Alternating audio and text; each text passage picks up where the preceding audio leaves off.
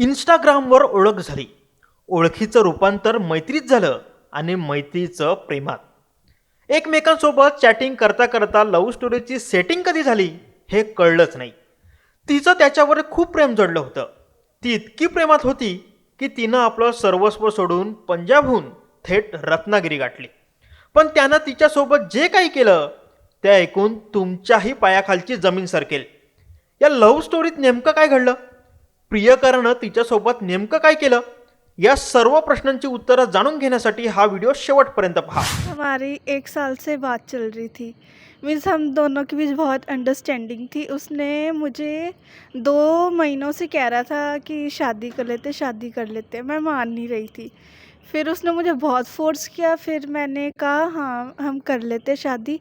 पहले तो उसने मुझे कहा 2 महीने बाद कर लेते हैं। फिर उसने मुझे बोला 10-15 दिन बाद कर ले। फिर मुझे बोला कि आज ही आ जाओ, आज ही शादी कर लेते हैं। मैं फिर मान गई। मैं शाम को घर से निकली 7:30 बजे, और उसने मेरे सारे टिकट के पैसे, उसने मुझे मना कर दिया था। कहता है कि ना आप पैसे मत देना, मैं पैसे दूंगा। फिर मैंने उसकी बात मान ली। फिर जब मैं चंडीगढ़ से लखनऊ पहुंची, फिर उसने मुझे कहा अपना सिम कार्ड फेंक देना। मुझे उसने अपनी कसम दी थी कि अपना प्लीज़ सिम आपको मेरी, मैंने फेंक दिया फिर सिम कार्ड।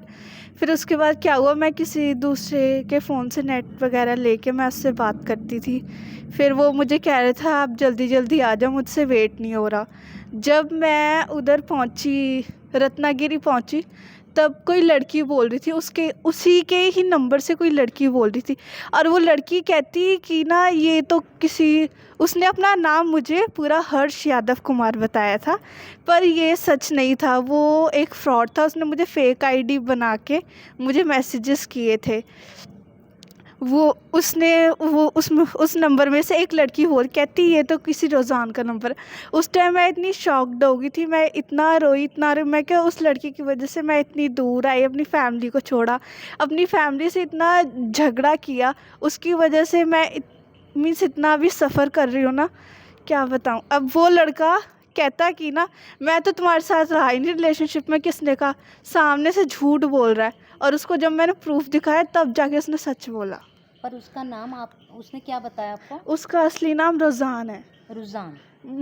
मुस्लिम है वो। आता हे पण बघा, म्हणजे आता ह्याला काय म्हणायचं, हे कोइन्सिडन्स तर असू शकत नाही ना, हे हिंदूंविरुद्ध झालेलं एक षडयंत्र आहे याचा अर्थ. म्हणजे मुलींना आज फसवलं जातं आहे आणि त्याचा वापर काय कशासाठी करतायत आपल्याला नाही माहिती. मुलाचं रुझान म्हणून आहे, पूर्ण नाही नाव माहिती आहे. रोजान तो सौलकर है। रोजान तो सौलकर तो सौलकर तो सौलकर तवसळकर. तौसलकर। आपसे वो बात कैसे करता था वो मुझसे क्या हुआ, उसने पूरा बताया कि वो ना अपनी किसी फ्रेंड की हेल्प कर रहा था।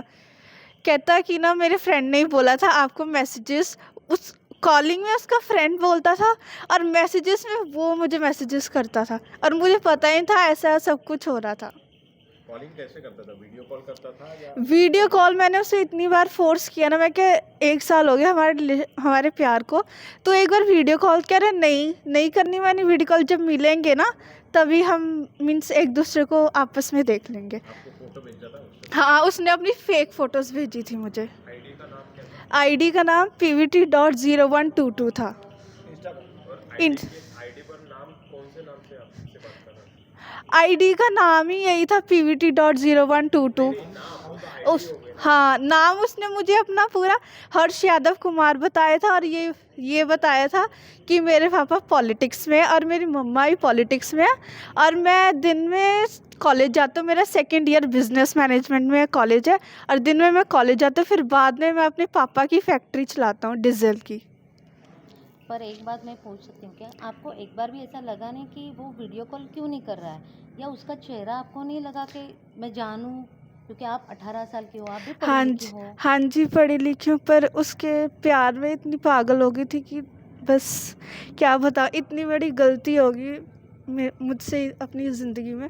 अब ये गलती मैंने कभी नहीं करनी। मैंने भी LLB करनी है और लॉयर जज बनना और अपने मम्मा पापा का नाम रोशन करना है। रत्नागिरी में जब आप आई ना, तो वहाँ से क्या हुआ? रत्नागिरी में पहुंची, फिर मैं उसको मैंने आधे 1.5 घंटे तक मैं उसको इधर उधर ढूंढती रही। मैं कहा कहाँ पे है। उसने मेरा सिम भी निकलवा दिया था। फिर मैंने किसी और लड़की बैठी थी, उसको बोला कि मुझे प्लीज़ हॉटस्पॉट दे दे, मैं उससे बात करें। फिर मैंने उससे इतने मैसेजेस किए, इतने कॉल्स किए, उठाया नहीं। फिर बाद में जब सिंपल कॉल की मैंने, तब जाके किसी लड़की ने उठाया। तुम्हें लेने के लिए उसने स्टेशन पर कोई गाड़ी भेजी थी? नहीं, वो कह रहा था मैं लेने आऊँगा 7:30 बजे, मैं जल्दी आ जाऊँगा, पर वो आया नहीं। उसके बाद क्या हुआ? उसके बाद क्या हुआ, मैं ना मेरे पास पैसे थे ना कुछ था मेरे पास। मैं फिर इधर उधर गई, मैं क्या जॉब के लिए ढूंढती हूँ, क्या पता पैसे आ जाए मेरे पास, मैं घर वापस जा सकूँ। फिर एक मोबाइल की शॉप में गए, उधर के भैया इतने अच्छे थे, उन्होंने मेरी सारी प्रॉब्लम पूछी, उन्होंने मेरी हेल्प की और पुलिस को बताया। और जब पुलिस उस लड़के को लेके आई, उसे सब अपना सच कबूल कर दिया कि मैं अपने मुंबई में मेरा एक फ्रेंड है अयान, वो हर्ष कोई था नहीं, फेक नेम था वो, मेरा फ्रेंड है अयान, उसकी मैं हेल्प कर रहा हूँ। आप कब तक कांटेक्ट में थी उसके? मैं उसके कांटेक्ट में जब लास्ट टाइम जब लड़की बात कर रही थी तब तक। हाँ, वो कह रही थी मैं आउट ऑफ स्टेशन हूँ, पर अभी ना मैं रत्नागिरी में नहीं हूँ। तो आप रत्नागिरी में आने के बाद आपको कोई मिला नहीं, उसने फोन भी नहीं किया? नहीं, उसने, तब जाने हाँ, जब पुलिस ने जब उस लड़के को फ़ोन किया, तब जाके वो आया। वो लड़के को फोन किया पुलिस ने? हाँ, किया था। तो क्या बोला? वो कहता कि हाँ मेरे फ्रेंड है, हाँ ये मेरी हेल्प करता था, मीन्स मेरे से बात करने के लिए। वो कहाँ का लड़का है? वो लड़का मुंबई का है, अयान। वो नहीं, वो रज़ान है, जिसकी हेल्प कर रहा था उस लड़के का नाम अयान है।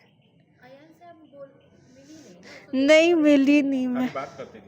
हाँ जी, तो आवाज आयन का था? हाँ जी, कॉल मैसेजेस रोजान करता था, कॉलिंग अयान से होती थी। एक ही नंबर से करते थे? हाँ जी, एक ही नंबर से कैसे करते थे फिर? कॉलिंग में, सिंपल कॉलिंग में। नहीं, एक ही नंबर। देश विदेशातील प्रत्येक घडामोडींचे लाईव्ह अपडेट मिळवण्यासाठी आता साम टीव्हीच्या सर्व सोशल मीडिया प्लॅटफॉर्मला लाईक, फॉलो आणि सबस्क्राईब करा. तसंच सर्व नोटिफिकेशनसाठी बेल आयकॉन प्रेस करायला विसरू नका.